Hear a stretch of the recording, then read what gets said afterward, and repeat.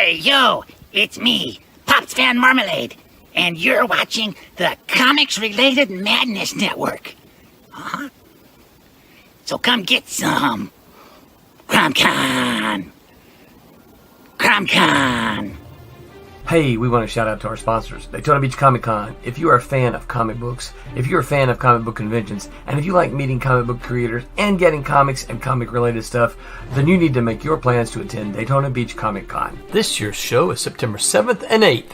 Silverline will be there, so you should make your plans to be there too. We'll see you there. If you like comics and find yourself in the Orlando, Florida area, doesn't everyone come to Orlando at some point in time to see the House of Mouse? But when you're here, you need to make it a point to visit Coliseum of Comics, especially the one on East Colonial Drive. They carry Silverline comics, even a limited edition Coliseum of Comics version of our comics. So, when you go, be sure to ask for Silverline Comics and tell them we sent you. OCD stands for Orlando Collector Deviants. OCD, Steve and Trish, they're a family of geeks who promote geek things, particularly those around the Orlando, Florida area. They're big supporters of Silverline, and we think you should be supporters of theirs too. Go give them some love. If you are an independent comic book maker and you need to get your independent comics made, you need to look no further than Kablam Digital Printing. They print our books, and they do a bang-up job. They're not only trusted by Silverline, but many, many independent comic book makers. Head on over to kablam.com and see for yourself just how easy it is to have your comic printed by them. And tell them Silverline sent you. Hi, this is Tim TK, host of That Silverline Show on Tuesday. Join us at 11 p.m. Eastern, 8 p.m. Pacific every Tuesday night as we discuss pop culture and the joys of making comics. Hi, I'm Barb Gilbert, co-host of Silverline's Wednesday Wham. Join us each Wednesday nights as we discuss comics, literature, movies, and anything else that may catch our attention. I'm Roland Mann, and I host Silverline's Silver Sunday. Join me every Sunday at 8 p.m. Eastern as we make mine Silverline.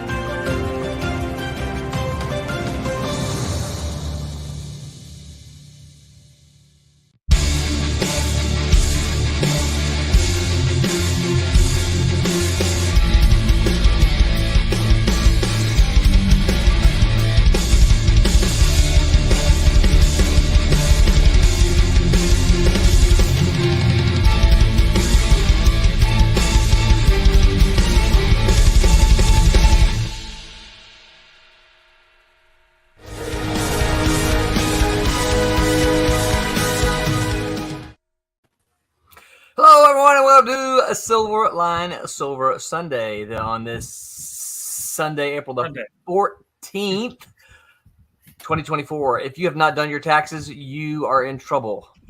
No, you can file an extension. I already filed mine. Get them done. I am your host. I am Roland Mann, and I am here with my my usual cast of collaborators. We'll start down here with Mr. Thomas Flormonti, Master of Nothing. Say hi, Tommy. Tommy is still working on trying to get our a sponsor.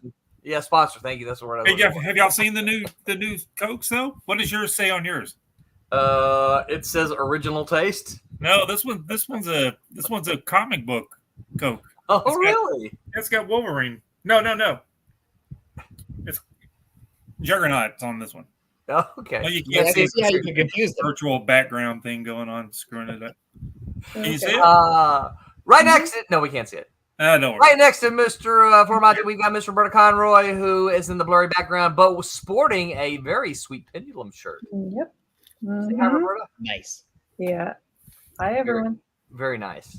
And, of course, floating just above Roberta is Mr. Tom Mason, who has met Bruce McCorkindale. Yes, in person, and also I appeared to have not gotten the memo about T-shirt day here at Silver Sunday. Yeah. Well, do you own any T-shirts, Tom? No, I don't. Yeah. So even if you had gotten the memo, it wouldn't have mattered. No, because I wouldn't go out and buy one. You could have just wore like an undershirt. I'm sure you sleep in something, a T-shirt or something. No. Oh, naked. Oh, man. let's not go there. Okay, so yeah. TMI. Here we go. Before we bring on our guest, just a reminder to everyone that we have R.A. Jones's White Devil running over on Fund My Comics. We have funded $941, but we still got 14 days to go. you can get a sweet foil cover here. As you can see, this is artwork done by Mr. Kevin West, colors by Mickey Clausen, and that is just a sweet foil cover. If you don't like foil, of course, you can get the other versions. Really, really cool stuff, science fiction, all kinds of original artwork that's available. I know some of it's gone, but there's still a bunch of original artwork available. So pop on over there and get that. And now, let's delay no longer time to bring on our guest of honor tonight, Mr. Bruce McCorkindale. Say hi, Bruce. Hey. Hi, everyone. Hey, Bruce, how you doing? Good. How you doing? Good. So Even without a T-shirt. No, I'm sorry, but it's 4 against 1 now. I feel inadequate. All right, I'll continue anyway. Right. So Bruce has a long storied resume going back to the late 80s. I got the opportunity to work with Bruce on several different things throughout our Malibu days. But Bruce, give us a brief little history. Where did you get your start? What was your first books? And give us a little history there. Malibu, the first book I did was Twilight Avenger. With Terry Tidwell. Yes, John Woolley wrote it and Terry Tidwell drew it. And I believe I tried out for it and did not get the job. But Terry had said, well, I really like your stuff. If anything comes up, we'll let you know. And the inker who was working on the book, I'm blanking on his name now, but he got into a motorcycle accident. Oh. And so I ended up getting the book. So thanks to his injury, I had a fruitful comics book career. Were you ever investigated for causing the accident? Was it you? I live in the same town. It's really weird that this happened. Nothing to be proven. Yeah. So I started working on that and did that for a few issues. Really enjoyed it. In fact, I ended up working with Terry many years later in 99, 2000, early 2000. Where I worked with him at Miracle Studios, where he was doing comic book style art for advertising. So, Cool. Yeah, so we've kept in touch. Now I know you and I met you before you and I actually worked together as well. Because I think you and I first met at Dallas. Oh yeah, probably. Mm-hmm. And that's where I remember meeting Terry as well. And I don't remember. I apologize for not being able to remember exactly what it was that you had done at that point in time. But then, of course, I got to. You and I worked with Darren Goodhart for the Planet of the Apes miniseries that we did with Mr. Tom as the editor. That's right. Yeah. Because I believe Darren Goodhart begged me to draw apes. Oh, okay. I can see that. Do you remember? Because I think Roland, the idea came from Darren in the sense of I want to draw apes, and then I had you pitch the idea for it. Yes, that's my memory of it.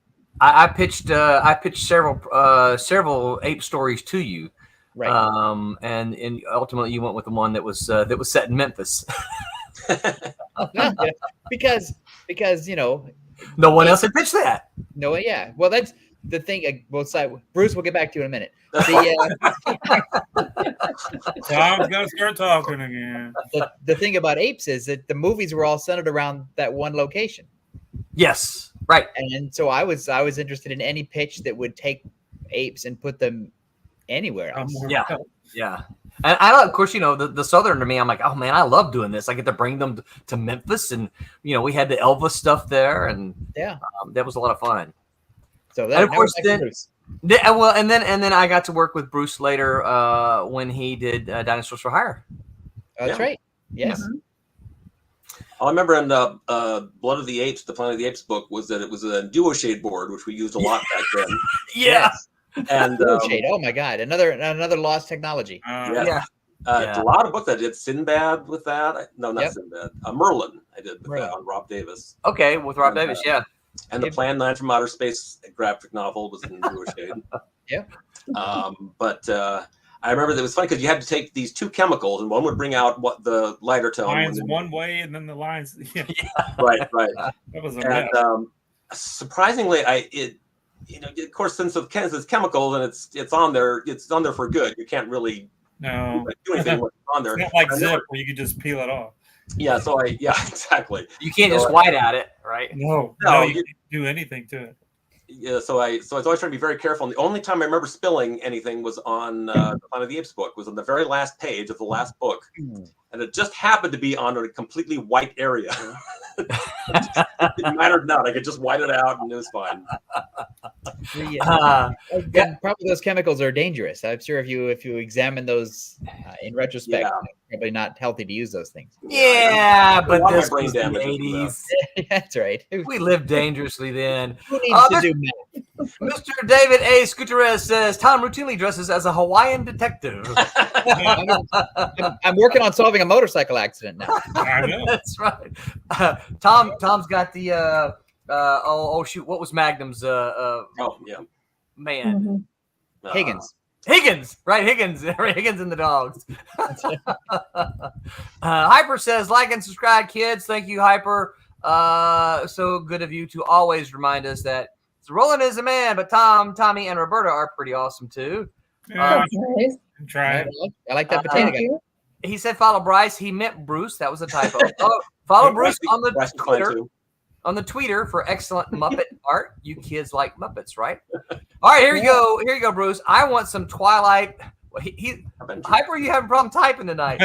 I want some Twilight Avenger originals. Never seen any. No one loves poor old Hyper. I think Terry Tidwell has them all hoarded. I remember seeing quite a few of them in buckets when I worked with him in Oklahoma. In buckets. So you gotta have those Tupperware things where you keep like your clothes and right, the flat things. So are you saying it's a dual shade brain damage? I can't make words. Are you saying that he doesn't sell those or has never sold those? He might sell. I think he just likes to keep everything. It's kind of a it's a Simonson thing. Yeah, I was gonna say Simonson's the only other artist I know who does that. Oh wow. Yeah. I actually did a recreation for Simonson. Sort of. Scott Dunbier actually hired me to recreate a Kirby Thor page for him because Walt apparently had every page of artwork from this issue, like 120 or something, and except for one. So he had me recreate that one page for him. Wow. Oh, Oh wow, That's cool. That's kind of cool. Yeah. So that was What that. an That was interestingly a lot of odd assignment. fun. Yeah, I have a lot of those. Mix someone else's art. Yeah. That Dunbier guy starting his own publishing company. He should. He starts. He quit IDW and he starts tomorrow at his new place. That should be cool. Yeah. Bruce also has excellent cat photos on his Twitter. I have excellent cats. And then he I says, have one right next to me, in fact. my son and cat keep messing with me as I type, though I manage typos solo. He messes up that.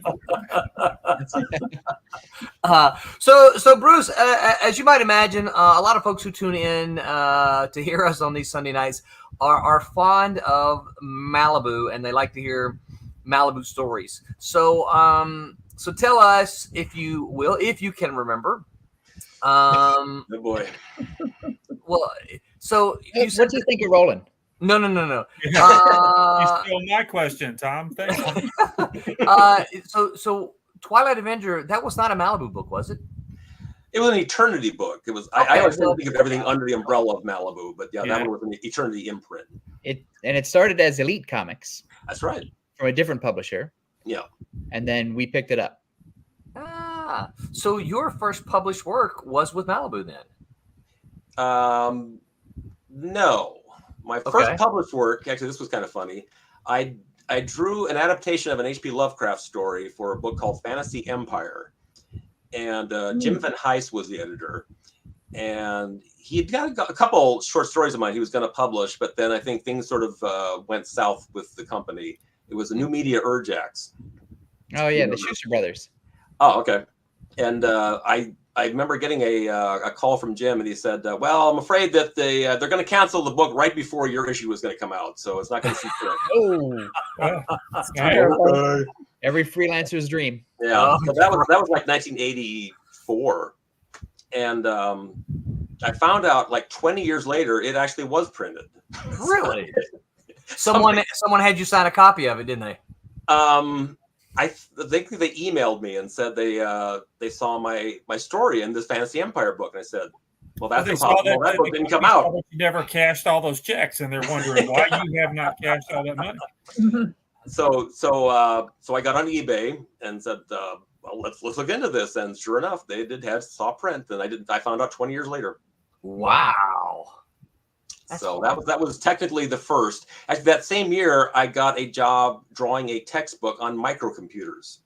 And I had no idea what a microcomputer was. So I had the author kind of patiently explaining what the difference between hardware and software and things like that. Wait, so you were actually drawing digitally then? No. This was a book about microcomputers. No, digital. Oh, a book about microcomputers. He wasn't drawing on a microcomputer.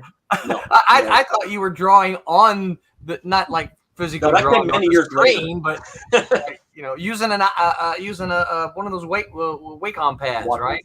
Yeah. Roland had a lot of duo-shade chemicals as a child. Yeah, this was way before that. There was a book mainly for academics using computers. Wow. But it was all like, it was really a book kind of showing how computers are nothing to be scared of. They're going to be the future, kids, and this is what it looks like. And so you have drawings to try to make it look fun. And of course, this was before Terminator come out, right? So no one was scared of computers yet. That's right. No, I think like the same year. Didn't Terminator come out in '84? Yes. Yeah, around then, yeah. Something like that. I would have guessed 86, but you're probably right. So Bruce, I know where you're from, and that's not really a comic mecca. Are you still there? Are you still in Nebraska? I am in Omaha, Nebraska. Okay. That's where all the cool cartoonists hang out. That's and of course Tommy and I both, being from Mississippi, we can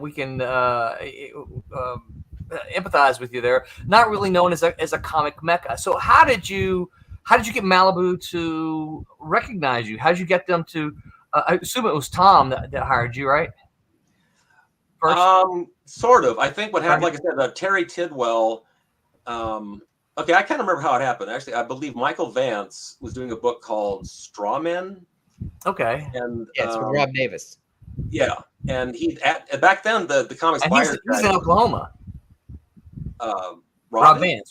Isn't he? Well, Michael Vance is, yeah. Michael Vance. That's yeah. Yeah, and so is Terry Tidwell and John Woolley, the writer on Twilight. Which is how we met all these guys. I think Tommy was there with me too. We met all these guys in Dallas. Dallas. Yeah.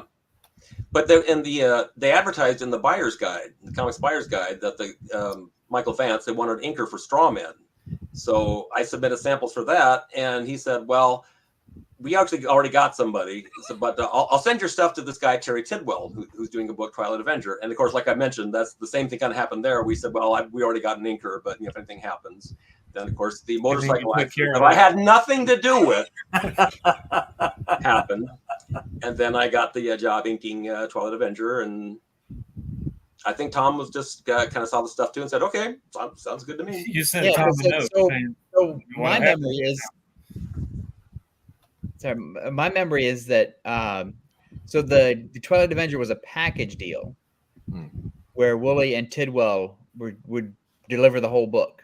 Yeah. And so Bruce, I think Bruce technically was working for Terry and John. Okay. And then as the Twilight Avenger ended, it was like, well, we got to find some more stuff for Bruce. Yeah. I think that's because, as you know, in independent comics, when you find people who can deliver the work, it's like, well, we're going to grab them and hold them. Yeah, it's like you're going to hug them like a soft bear. It's like, okay, we're not going to let this guy go. Yeah, my memory is really from like 88 to 96. It's just all sort of a Malibu blur because I was just pretty much nonstop. Yeah, because every time something would end, I mean, you might have been unemployed for maybe a month or so, but then we'd if that for you. Yeah, because I think right after Twilight Avenger, I did the Plan 9 adaptation, and maybe Sinbad. I think that came around the same time. I don't remember who did Plan 9, but Sinbad was R.A., wasn't it? R.A. Jones? Yeah. Yes. Yeah, I did a lot of R.A.'s books. He did Merlin and Scimitar. I did one of those miniseries too. Yeah, so and I think Bruce, and it was harder in those days. It was harder to find a really good inker. Yeah. Like everybody wanted the pencil, everybody wanted to write. There were not many people going around saying, "Oh, I want ink." Yeah. So it was fun for me because I would go to conventions, and a lot of the things I was hearing at the time was that, well, we like your pencils, okay, but we really like your inks. I think this is really where you're really strong at. So why don't you try doing this? So I think the plan was really, well, we'll ink for a while till I get more comfortable doing penciling or writing or whatever, and just the inking just kind of kept going and going and going. Yeah. It just became all part of my plan. Yep. Now, did you go to school? Do you have an art degree or any kind of things like that, or all self-taught? What's your background there? Yeah, I had kind of a weird background. I went to the University of Nebraska, and I studied for 4 years at studio art. So I did a lot of illustration courses. Then I switched majors to creative writing, and so I actually ended up getting my bachelor's in creative writing. I did not know that. Wow. You're qualified to open up a writing store. Yeah. Well, the only reason I went forward with a degree was because I kind of had plans on maybe going forward to get my doctorate at Iowa, because the University of Iowa has the Iowa writing program, well renowned. But I think by the time I was done, like I said, this took me like 7 years. So by the time I got done with 7 years of college, I think I'm done for a while. I don't really want to do more. You were on that 7-year, 4-year degree? Yeah. Yeah. No, I sympathize. Yeah, me too. It was a lot of working part-time too, so I would have got it faster, but it was really kind of trying to pay the bills and actually go to college too. So it took a while. Yeah. Now, how did you? Because I know my experience in the early mid '80s, wanting to do comic books in a literary creative writing program. How was your? Did they know you wanted to draw comics in school? I don't know, that maybe a little bit, but it really, at the time when I was doing writing in college, it was really more kind of really just straightforward fiction. I was doing things like John Cheever or John Irving or Raymond Carver kind of stuff. Boring stuff, yeah. Yeah, I wasn't doing anything like science fiction or comic book related. Yeah. Of course, back in the day, those were often frowned upon by literary programs like that. Yeah, no, we want short stories about backyard barbecues in Greenwich, Connecticut. People are grappling with the meaning of life and go nowhere. And they go nowhere, and it sort of has kind of an aimless ending where you're not sure what really happened. Yeah, and we want that.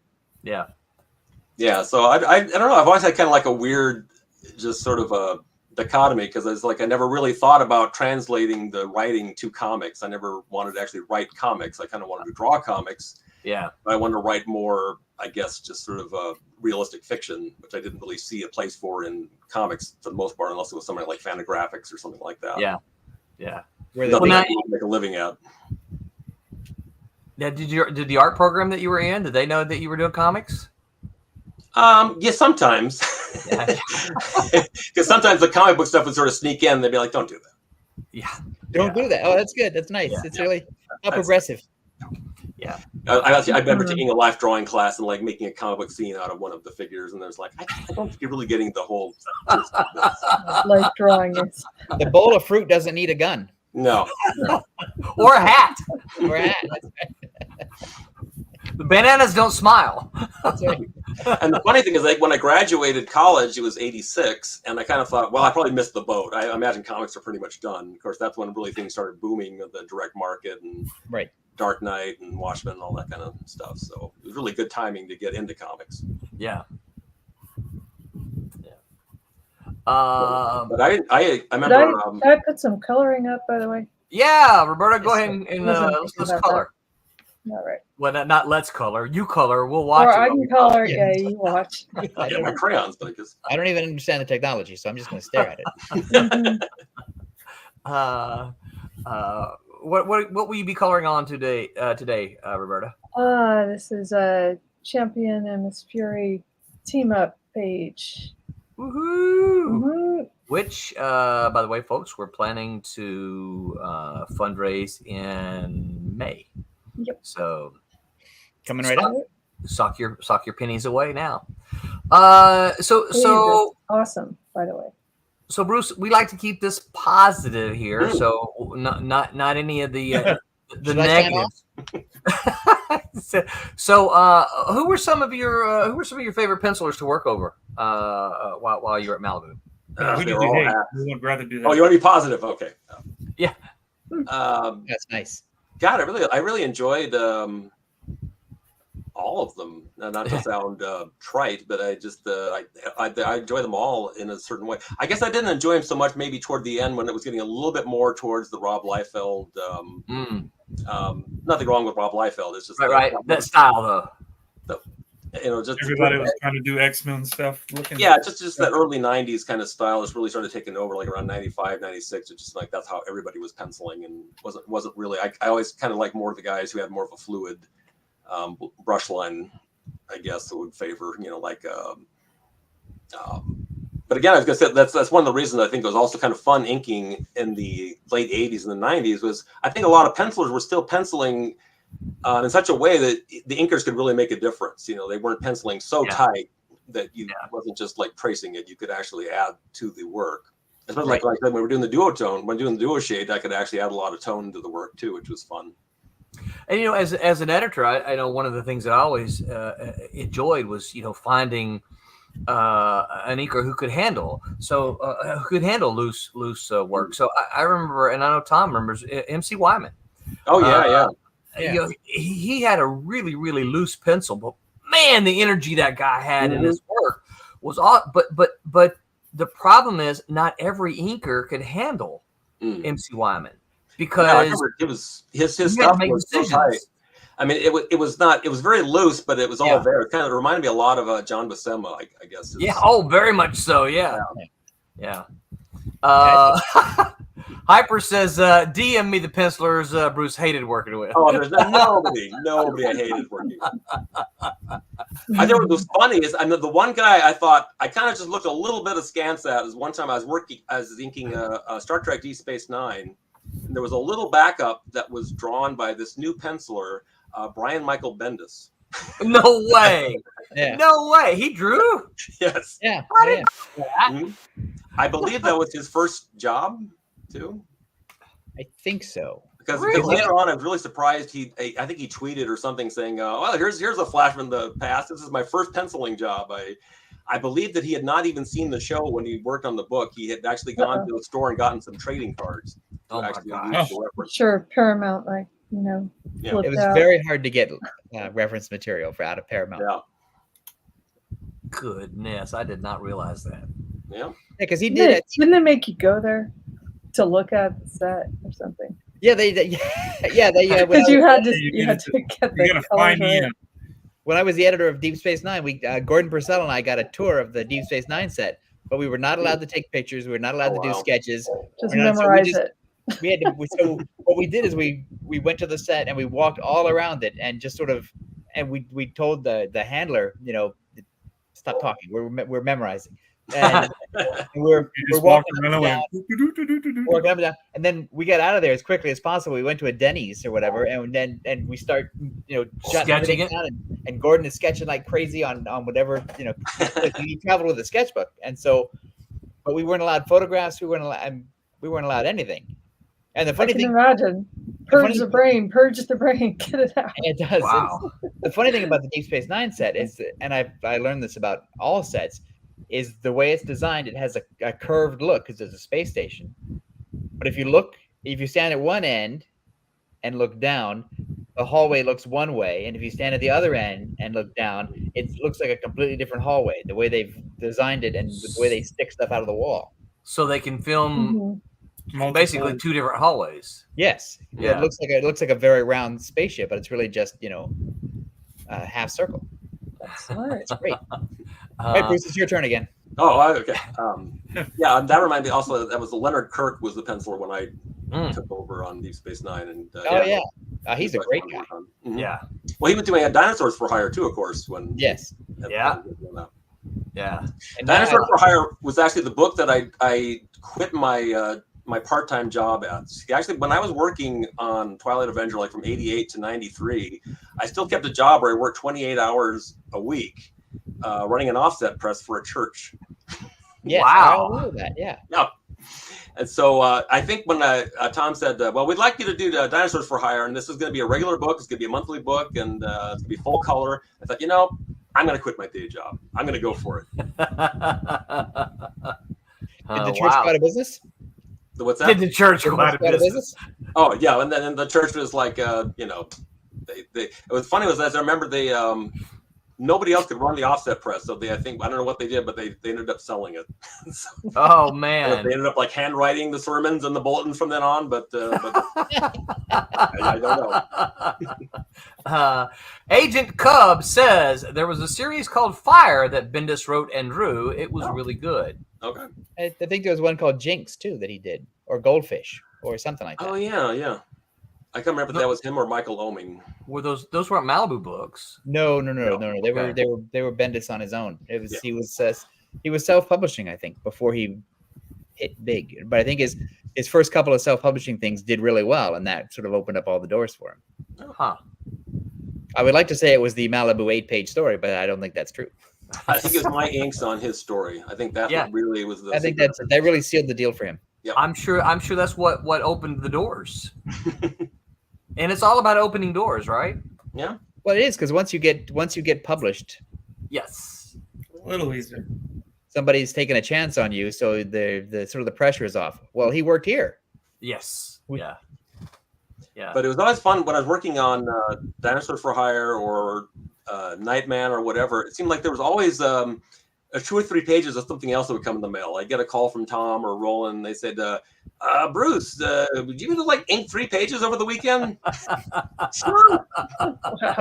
It's just weird now because I'm much slower now, but I remember at the time saying 3 pages and sure. That's no problem. There was a lot of that going on. Yeah. Because it's a Those meat darn grinder. pencilers. Yeah. Once you get, the Dave Oberch always says you have to feed the beast, and that's because you gotta publish every 28 days.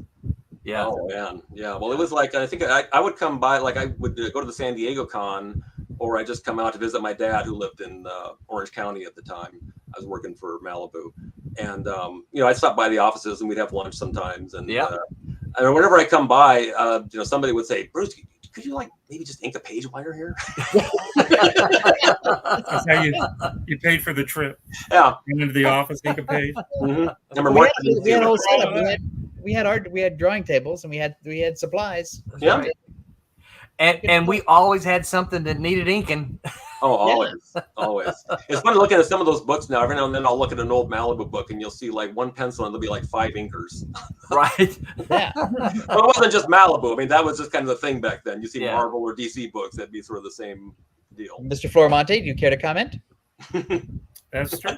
Yeah, that's true. That's true. Statement is true. Agent Cub says he thinks it was published by Caliber. Oh, there we go. Okay. Yeah. I think I remember having a conversation with that shall not be repeated, with Gary Reed about Brian Michael Bendis several years ago before Gary passed. Right. And so I was thinking that he had done some work for Caliber, but I don't remember what it was. Well, there we go. That makes more sense now, Caliber. So, Bruce, you mentioned 96, and that's of course the year that Marvel shut Malibu down. What'd you do after that? Oh wow, yeah. After it's funny because I remember the day. One day, I think I know what I was working on. Maybe I was working on the Nightman, but I remember I got a call from Mark Paniccia, and he said, "Well, hey Bruce, how's it going?" And I said, all those who have a job take one step forward. Yeah, that's right. It's fine. How are things with you? And he says, well, let me tell you what happened to me today. I started off this morning having 400 employees around me, and now I've got 4. Man. I said, oh, so basically you're calling to tell me I'm fired. I said, no, I'm calling to see if you'd like to ink the last 4 issues of The Exiles.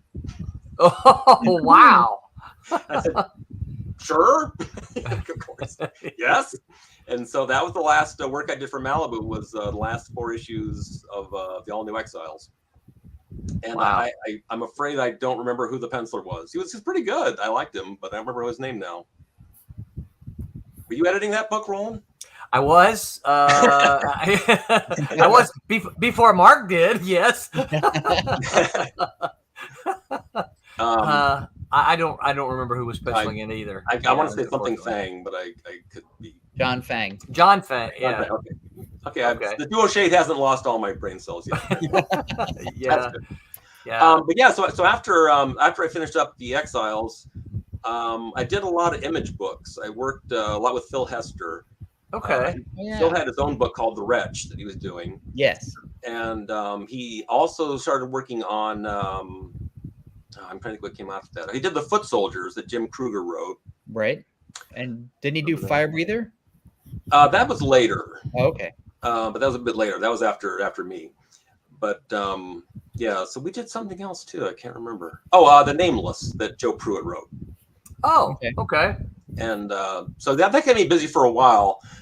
Image also published my book, The Falling Man, which was going to be a 3-issue series, but Jim Valentino said, I think we're going to go with 1. Oh, okay. One. Yeah, I think 1's good. We're good. 1's fine. I have a copy. Yeah. Again, The Falling Man was like one of those kind of a little more esoteric, and I don't think it just didn't. Yeah. So the way we're supposed to say this, Bruce, is it didn't find its audience. It didn't find its audience.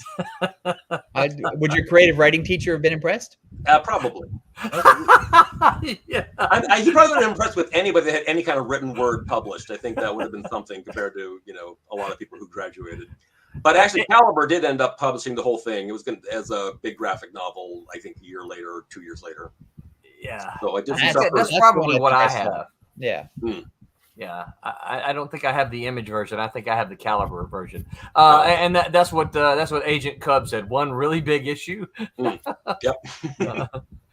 That's what it ended up being. And then not that long ago, a few years ago, I actually ended up redrawing the entire thing because it was in black and white at the time, and I wanted to do a color version. So I just decided I didn't like the art that much, so I wanted to redraw the whole thing, and just self-published the book.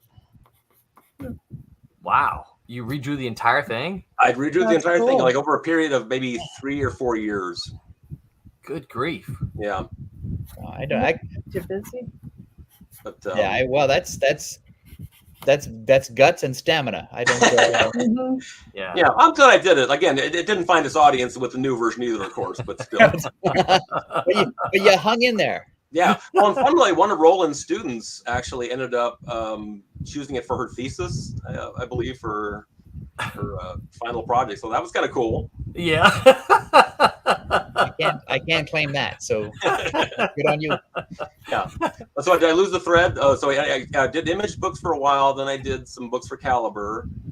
But of course, you can imagine both the Image and the Caliber books didn't pay very well. So Yeah. I ended up getting a job drawing furniture for a year.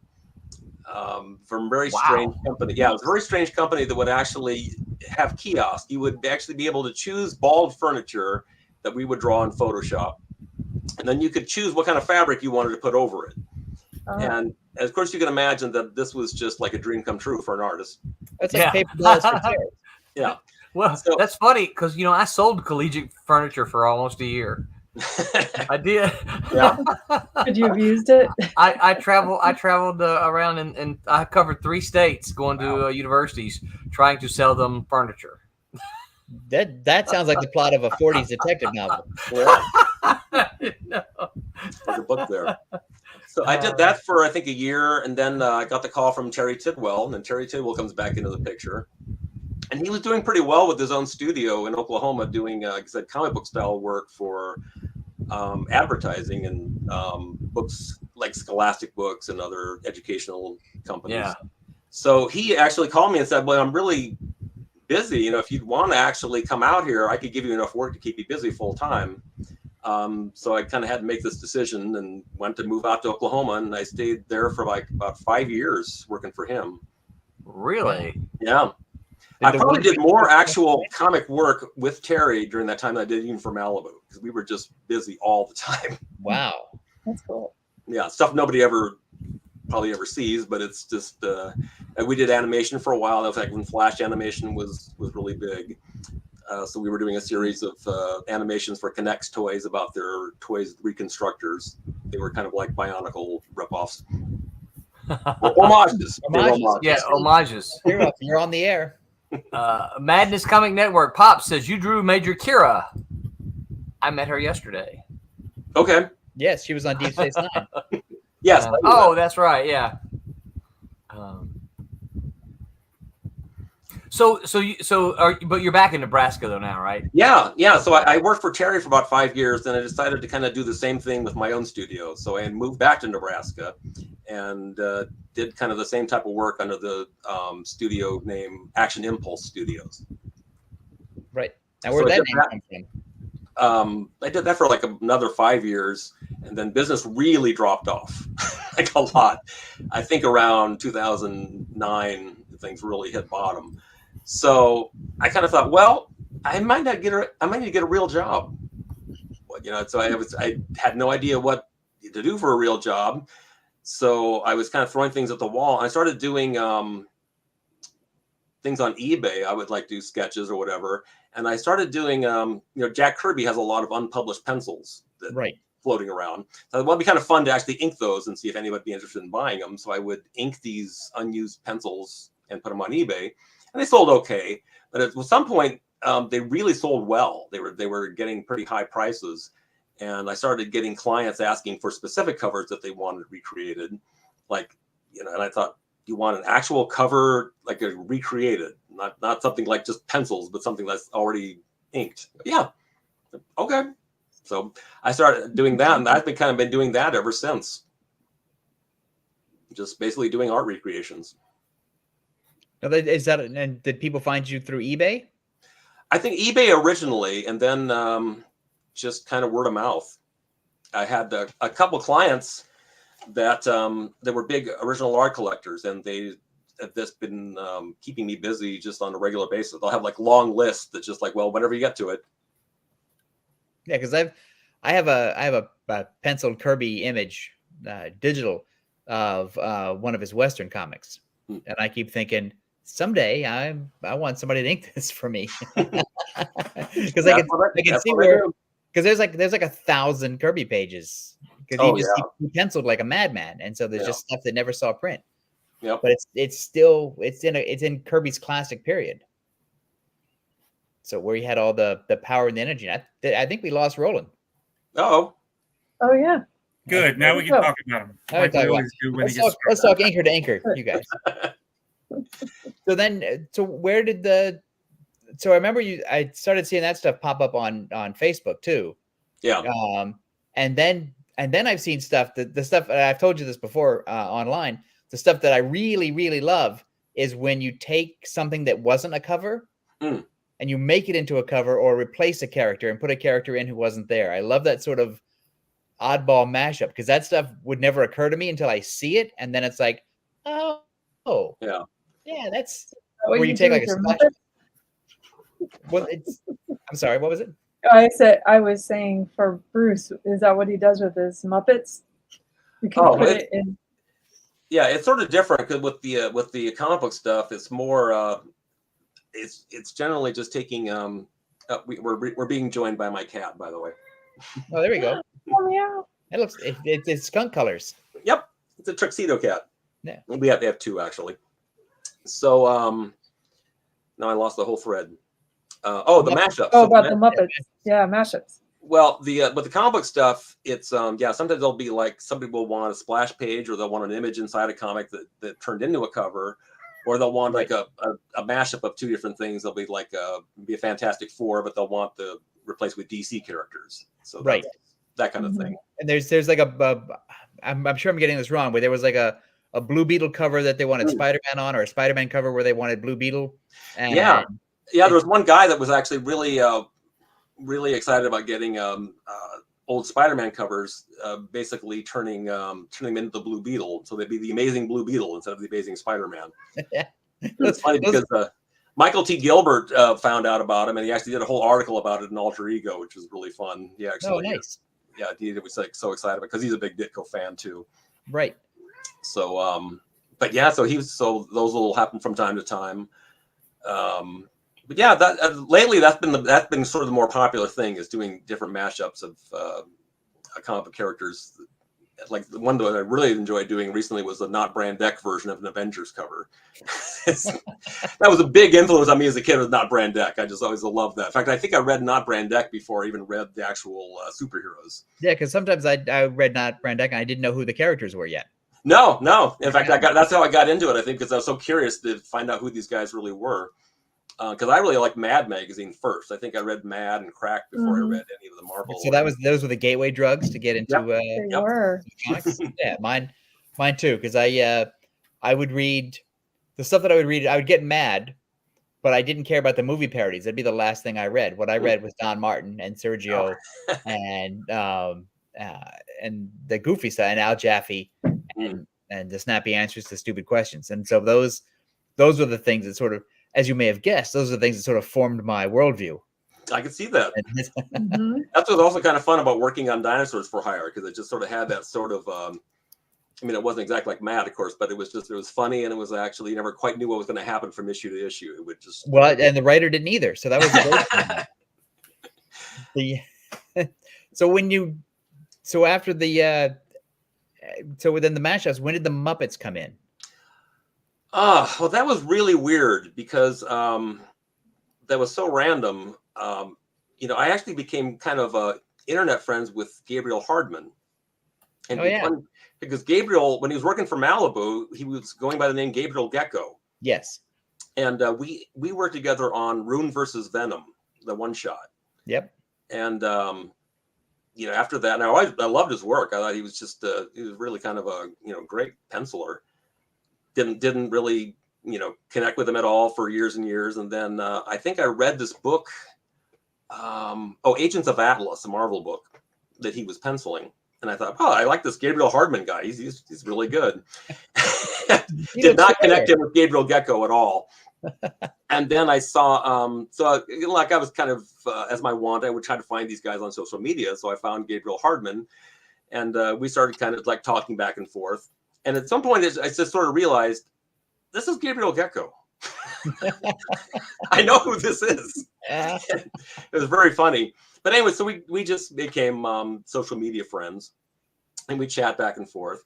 And at some point, he just sort of randomly said, at this new con I'm going to, I think I'm only going to draw sketches of Muppets. Anybody that comes up to me and wants a sketch, I'm going to tell them, I'd love to do a sketch for you. I'm only going to do Muppets. And I thought that was just a very fun idea. Yeah. And then at some point, I was working on some recreation. I was recreating a Frank Frazetta illustration with a lot of, it was in color originally, but I wanted to do it all in washes and watercolors. And Gabriel Walta was doing the Vision miniseries at the time. Right. And I really liked the look he got. There was sort of a weird blend of like wash and color. And so I just kind of, I texted him and I said, I just out of curiosity, how did you do the artwork in that? And he said, oh, I've used these watercolors. They're called Talons. Talons liquid watercolors are great. And so I tried them out on this Frazetta piece that I was working on. I really liked it. I thought, wow, I'd really like to use this technique on something of my own. So I thought about Gabriel doing the Muppets, and I thought about the art style, and I thought also at the time, Gabriel comes to the picture again. Gabriel's, we both really like Arthouse movies. Right. And he said, oh, did you get this new Ingmar Bergman collection from Criterion?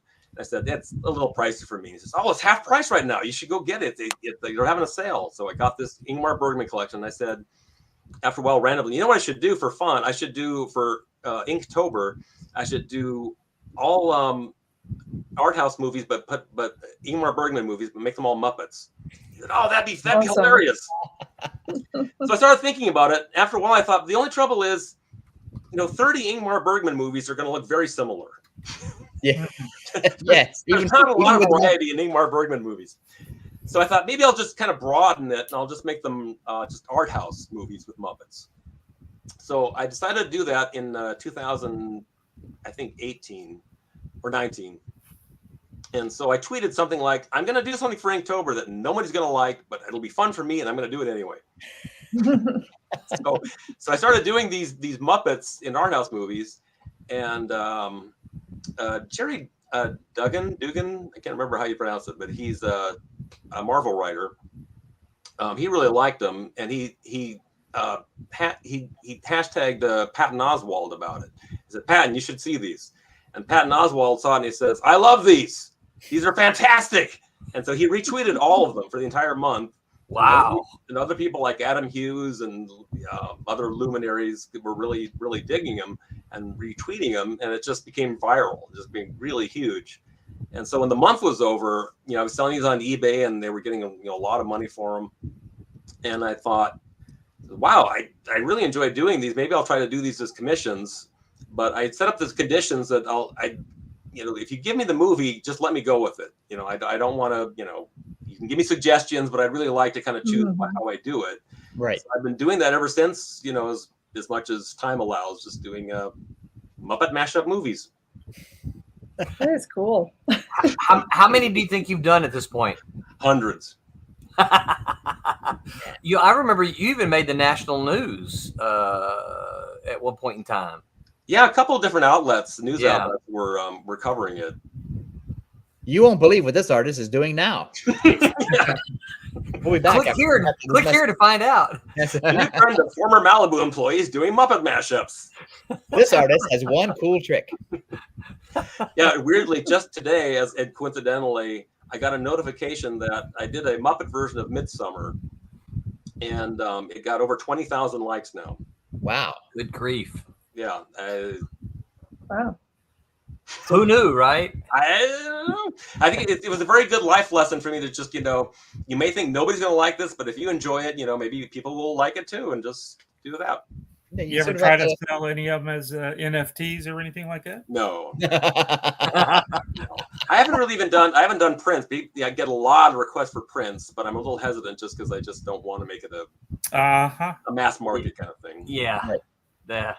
So I've seen on your social media posts, I've seen where you spread out your commissions and you've got like 5 going at a time or 4 going at a time. Oh, yeah. Across your, is it helpful to just keep going back and forth from, commission to commission at the same time? Well, I do that for the art recreations just because they're so detail intensive. I'll get burned out very fast if I just work on one all the time.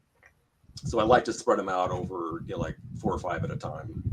Man. I actually used to do that with the old Malibu stuff too sometimes, because a lot of times I would get books, not all the time, but I feel like I would get like the entire book sometimes. Right. Yeah. I would get in the mail. Yeah, we'd get like, here it is, the whole book. And so I kind of have the luxury of sort of like going back and forth like within a few pages, like, well, I kind of really want to use the brush on these. And Well, I think, Tommy, you said something like that too a couple weeks ago, didn't you? Where you would go in and do certain things. Yeah, just try to knock the backgrounds out and then come back in with the foreground stuff. Yeah. Yeah. Yeah, I've also seen Tommy and I know Steven, they'll start at the top of the page and kind of work their way down, but they skip some stuff, so they have to let that dry before they can do Smearing ink all over the place. Yeah. All right, Agent Cub is being funny. Oh man, who let Roland Yeah, we were doing pretty well. Yeah. I knew you would. Yeah, I had to go fend off a neighbor. I'll tell you all about it later. It's another thing I used to do. So you do everything still traditionally. You don't do digital stuff or anything like that. I know for the commissions you don't, because that would be kind of silly. But as far as other stuff. Yeah, no, the only thing I do digitally these days is with the Muppet stuff. I like to do layouts traditionally, but I'll also mess with it a lot in Photoshop. So I'll move elements around or I'll flip things around and see how they work. And I like when I'm coloring, I use all natural media, of course, when I color them, but I also like to kind of plan out the colors in Photoshop too, just so I kind of know where I'm, have a little bit of an idea where I'm going with it. But yeah, it used to be all digital. There's things like there was a long period there where that was all I was doing, like when I was working for Terry at Miracle Studios or for my own studio. Oh yeah, really. Hmm? What were you using? The Wacom? Yeah, whatever it's called. I still use the Wacom. There we go. No one ever says it the same. Right? No. Wacom, Wacom. Wacom. Yeah, I think I heard from the company actually call it Wacom. So Well, it's like, yeah, whenever I went to the conventions, they always called it that. It's hard. I've asked the people I wanna call it that. at conventions, and some of the actual people that work for whatever the name of that company is, they'll all pronounce it different too. Yeah. Like, yeah, you guys don't even know what the name of your product is called. Yeah. I like the name Wacom because it sounds like a game. Wacom. I know. Yeah. Whack-a-mole. Well, Roberta's actually using Photoshop. Mm. I am Photoshop. and a sim, yeah. On And the you computer. can call it Kentique pad. Yeah. Oh yeah. Oh, agent's being a smart aleck now, right? Look at that. Yes, of course. Yeah. We're Yeah. kidding. Yeah. It's easy to write it down, right? But how are you gonna say it now? A gent cub. He's so funny. Yeah. I was going to say the other thing I used to do in the Malibu days was I feel like a lot of times I would get photocopies of the pages, and they'd say, "Well, we're having the letterers working on right now, but this is what it looks like to give you sort of heads up." And so what I would do to kind of try to get a jump on things is I would lightbox those pencils, and then when it actually came, I get the actual artwork, I would actually use either I don't remember how I actually did the lettering, either cut it out. I was going to say, why would you lightbox the pencils if you were going to get the pencils? Well, because I wouldn't be working on anything. I'd be sort of sitting there while they were being lettered. This would take like a week or 2 weeks sometimes for the lettering to happen. And so I would try to get needed a fidget spinner or something. It's not good. It's kind of rain or shine, right? The what now? Kind of feast or famine. Yes. Yeah. Not rain or shine, but the Malibu, during the Malibu days, it seemed like there was never a famine. It was always busy until '96. Then it was. Yeah. Oh, 96. Where were? So where do you see? Here's a great question. Pretend I'm your guidance counselor. Where do you see yourself going with this in the future? Probably just doing the recreations and doing the Muppet stuff until I think of something else I want to do. I have other projects I'm kind of working on. Again, like I said, since the Muppets took off, I don't say no to anything. If I get a weird idea, I'll think, well, people like the Muppets, so maybe this will work. Well, I can tell you this, Tom. I reached out to Bruce a couple years ago and said, "Hey, dude, Silverline's starting back," and he goes, "Nah, no thanks, dude." He hung up on you. He was no. He was very nice, but he goes, "Nah, I'm keeping busy with my cover recreations and the Muppets." So I really just don't like rolling. So Tom, see, you should have made that call. I didn't want to say anything, but you forced me into it. I just never like rolling that much. Well, because you've met him. I have met him. Yeah. Explains it. Yeah, I really don't like the idea of inking anymore full time. I guess I'll do things once in a while. Like Phil Hester will get an odd project. We worked on a Godzilla book not too long ago for IDW. Right. Well, it's kind of hard to say no to a Phil Hester project. Yeah, I mean he's always fun to work with. But I like doing. We'll do some covers. He was doing some Green Hornet covers and some book called I'm gonna blank on it. Artemis and the Assassin for Aftershock. Oh, there you go. So I was working on that. So I'll do odd things in comics here and there, but I got to say I don't really have a great desire to do comics unless it may be something of my own project. Yeah. So you pretty much only do the recreations and the Muppet stuff now. That's it. Wow. I know it sounds weird. Well, how can people find you if they want to see samples of your work and consider getting something? I don't have a page exact, but I do. I'm on Twitter. I'm on Facebook. I'm on Instagram. Blue Sky now. All right. All the social medias. Yes, all the usual suspects for social media world. You can find my stuff. And you're Bruce McCorkindale. You don't have some kind of weird name? No, it's just Bruce McCorkindale. Like Kid 49 or something. I guess I'm Bruce McCor kinda on Twitter. So they ran out of characters, so I'm Bruce McCor kinda. McCor kinda. Kinda. So it's not like that Muppet guy. No. And it's funny with social media because the Instagram, like I said, they are just love the Muppets. They're all about the Muppets. They could care less about my comic book art. Comic book art, they have no interest. And Facebook, they love the comic book stuff. They're all about that. Muppets, Facebook is the OK Boomer site. Yeah, and, that's what my kids tell me. That's where all the clients really come from for the art recreations is Facebook. Yeah, I would think so because that's where we all are. Yep. Now, do you have any art recreations that you're like, yeah, I just don't want to do that? Oh yeah, but that's also what I kind of like about doing the recreations and the Muppet stuff is having the kind of the controls. I can say I really don't want to do that, or I would really like to do that. But it doesn't happen too often with the recreations. I just tell people with the recreations I don't like doing people that are still living. I guess I'd rather have it be dead guys. Yeah. So what's a recreation that you haven't done that's in the back of your head is like, oh, I wish somebody would give me that. I think I've done everything at this point, so I can't really say. I think I've been doing this for over 10 years. It's been it's probably close to 12 years now.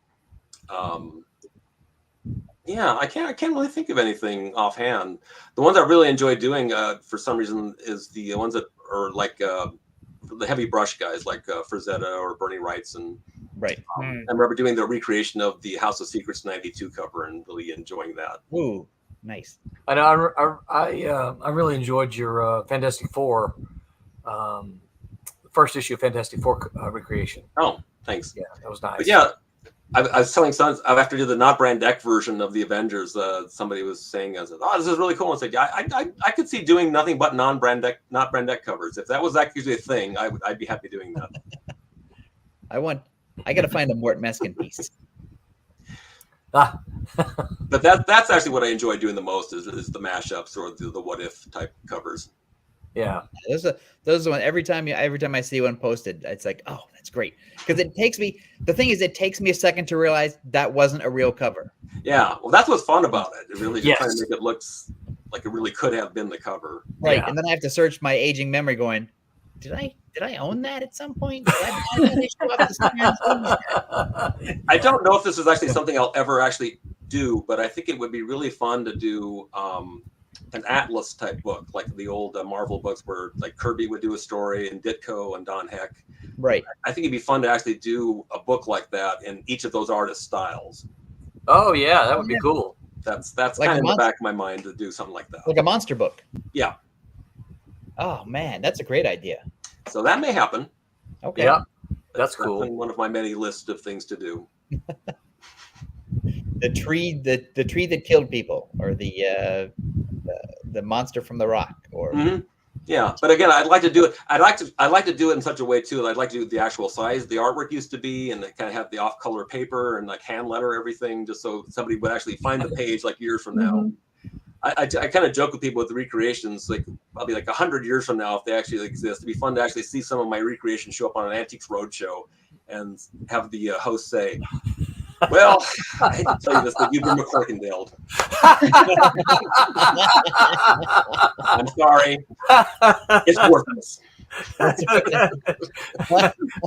What you start doing? Taking a cigarette lighter. Anybody? Does anybody know what cigarette lighters are? Taking a cigarette lighter, kind of hold it under the paper a little bit. Yeah. You know, turn the page yellow a little bit, like it's been in the sun. But it looks just like Don Heck. I'm sorry, it's not Don Heck. You've got to, because you do label them. It has your name at the I do. At the bottom. So unless they cut it off, there's no way they would think, oh, this is a Frazetta. Well, they could though. Somebody, if they were really enterprising, I'm sure. Yeah, I'm sure. Yes, given the way the world is, I'm sure somebody will try to represent that as a agent. We're not going to address that question right now.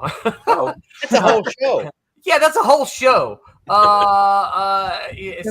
I see your question, Agent Cub. But what I'm going to encourage you to do is tune in next week at 8:00 and ask that question at 8:05. Not when we're getting ready to sign off here, because that's a whole show there. That's right.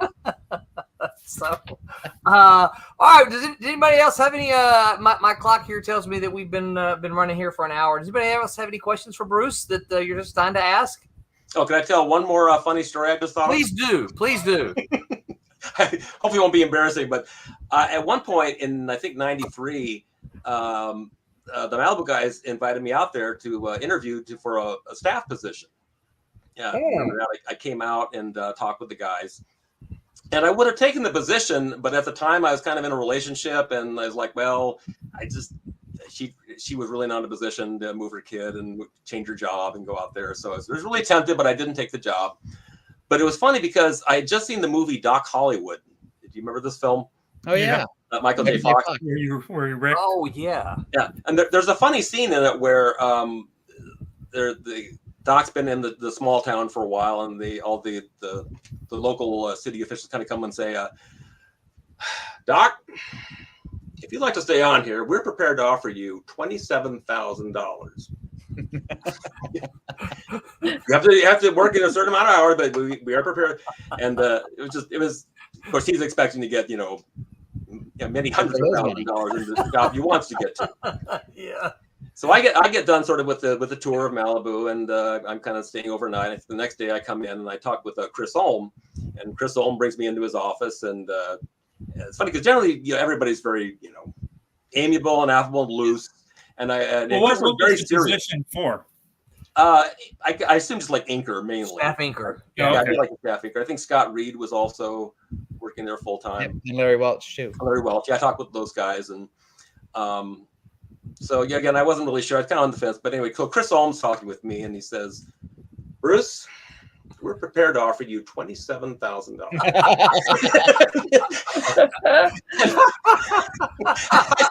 I start laughing a little bit, not because of the offer. I mean, the offer's fine. Because it was the same amount. I had Doc Hollywood in my head. I think Chris was looking at me like, Yeah. Oh, all right, you can go on home now. so I said, "Oh, well, thank you. I'll think about it." And yeah, I always think, I'm sure Chris was like was just this huge jerk just because I was laughing at his offer. Yeah, we were talking about that just the other day. Yeah. It still hurts. Still upset with you. Still hurt, I'm sure. You remember when Bruce laughed in your face at the offer? Oh, good times, good times. It could have been. Yes, Agent Cub, next Sunday. But don't wait until the last few minutes. Ask that question early, and that'll give us some time to talk about it. But we all have strong opinions. We do absolutely, but we can't cover those in just a few minutes. So yeah, Bruce, it's been fun, man. It's been great. Tommy, did you have a question? Did I cut you off? No. Okay, good. Though you already asked, or Tom already asked about the silly question about. Oh, do you want me to ask the one about Roland? Yeah, No. that's the one. I didn't think I stole that one. Did I steal one of the other ones? All right, we always ask Malibu folks. So you've worked with Roland. Tell an embarrassing story about Roland. He's not listening. I Here, don't think I have any mute yourself, Roland, so you don't have to say. Yeah. He told the embarrassing one where he offered me the job working for Silverline. I told him I would never work for him because I hate him. You already said that. That's pretty embarrassing. Yeah, but that's get in line, really. Oh, Yeah, I guess that's not embarrassing. That's just sort of like a everyday occurrence type of story. So. I apologize, Roland, but I cannot help myself. That's okay. I've known you long enough to know that. Because CC, you're not supposed to be laughing at that. You only encourage him. Roland, if you offer me $27,000, You might consider it. Now, if we could just I get will that. consider Doing it. a comment. That's right. I'm thinking of a number. Yeah. Well, Bruce, it was fun, man. It has. That's great. Yep. Good to see you, Bruce. It's been Yeah, fun and now- surreal. It's just like a 1990, let's not say 1993 all over again. 1993 all over again. That's right. Yeah. I had more hair though. I had a lot more hair. I had a lot more hair. You were fine, Roland. We all hate you because you have so much hair. That's why we hate you. That's I was just talking this past weekend. I am blessed with my mother's hair. and what's she wearing? She's Oh. You stole your mom's hair? You stole her wig. That is she's not always It's really- had embarrassing. a lot of hair. So, yeah. So mine's just shorter now. Okay, so if you guys have nothing else, I'll talk about what's going on this coming week. On Tuesday, okay, they were going to do this before, but I think David must have, one of them got sick, and so they decided not to do this. That crew on the Silverline show on Tuesday, everything you need to know to get started as a colorist. The crew asked David Rios about the tips and tricks he wished he knew about coloring comics when he got started. Roberta probably has a thing or two she could toss in there. I do. Roberta, if you felt like joining them, I'm sure that they would welcome you. If I free up, yep.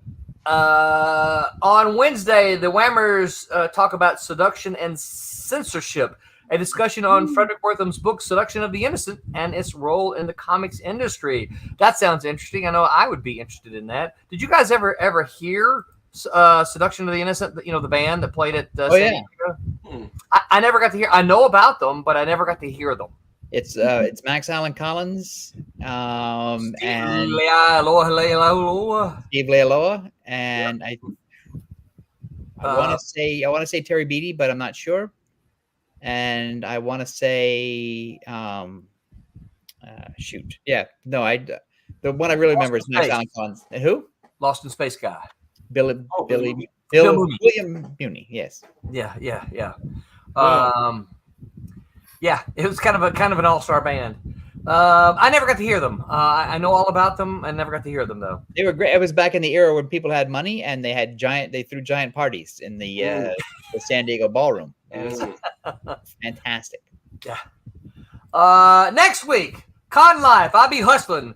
We're going to talk about Con Life. Making a comic is the easy part. Selling the comic is the hard part. This is another one of Mike Belcher's